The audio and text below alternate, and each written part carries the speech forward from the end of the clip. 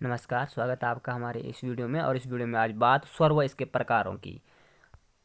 इस वीडियो में हम जानेंगे स्वर कितने प्रकार के होते हैं, वास्तव में स्वर कहते किसे हैं। स्वर स्वर वे वर्ण होते हैं जिन्हें हम स्वतंत्र रूप से बोल सकते हैं। परंपरागत रूप से स्वरों की संख्या 13 मानी गई है। उच्चारण की दृष्टि से स्वर 10 होते हैं। अ आ ई ऊ ए आई ओ आओ। ठीक है, तो ये 10 हैं उच्चारण की दृष्टि से स्वर। आगे बात कर लेते हैं स्वरों का वर्गीकरण। हम 6 प्रकार से करते हैं स्वरों का वर्गीकरण। जो है, सबसे पहले बात की जाए मात्रा या उच्चारण काल के आधार पर स्वरों का वर्गीकरण। इसमें आते हैं ह्रस्व स्वर। वे स्वर जिनके उच्चारण में एक मात्रा का समय लगता है या कम समय लगता है उन्हें कहते हैं ह्रस्व स्वर। इसमें आते हैं छोट अ ई उ। इसके बाद बात कर लेते हैं दीर्घ स्वर की। दीर्घ स्वर में आता है आपका वे स्वर जिनमें 2 मात्राओं का समय लगता है, जैसे आ, बड़ी ई, उ, ए, आई, ओ, आओ। प्लुत स्वर। प्लुत स्वर वे स्वर होते हैं जिनके उच्चारण में दीर्घ स्वर से भी अधिक समय लगता है, प्लुत स्वर कहलाते हैं। जैसे किसी को पुकारने में लगा समय या नाटक के संवाद में इसका प्रयोग किया जाता है, जैसे राम। ये प्लुत स्वर का उदाहरण है। जीभ के प्रयोग के आधार पर स्वरों का प्रकार। अग्र स्वर जिन स्वरों के उच्चारण में जीभ का अग्रभाग काम करता है, जैसे ई, बड़ी ई, ए, आई, तो ये है अग्र स्वर। मध्य स्वर जैसे अ, जिनमें जीभ का मध्य भाग काम करता है। इसके बाद बात कर लेते हैं पश्च स्वर की।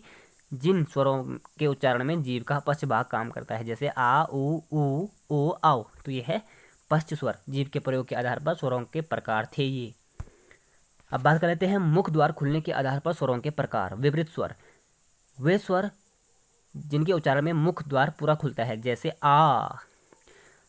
अर्ध विपरीत जिन स्वरों के उच्चारण में मुख द्वार आधा खुलता है, जैसे अ, ए और आई और ओ, जो हैं ये हैं अर्ध विपरीत। अर्ध समवृत जिन स्वरों के उच्चारण में मुख द्वार आधा बंद रहता है, जैसे ए और ओ।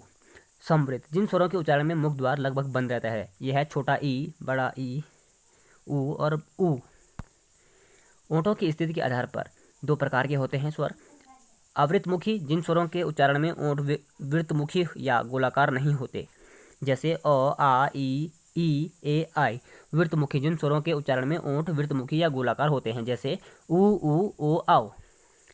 मुंह व नाक से हवा निकलने के आधार पर स्वरों के प्रकार 2 प्रकार के होते हैं। पहला है निर्नुनासिक, जैसे मौखिक स्वर। जिन स्वरों के उच्चारण में हवा केवल मुंह से निकलते, जैसे अ, आ, ई, तो ये है निर्नुनासिक या मौखिक स्वर। अब बात कर लेते हैं अनुनासिक स्वर। जिन स्वरों के उच्चारण में हवा मुंह के साथ साथ नाक से भी निकलती है, जैसे अ, आ, ई आदि। इसके बाद घोषत्व के आधार पर। घोष का अर्थ होता है स्वर तंत्रियों में कंपन। स्वर तंत्री में जब कंपन होता है तो सगोष ध्वनियाँ उत्पन्न होती हैं और सभी स्वर जो हैं सगोष ध्वनियाँ होती हैं।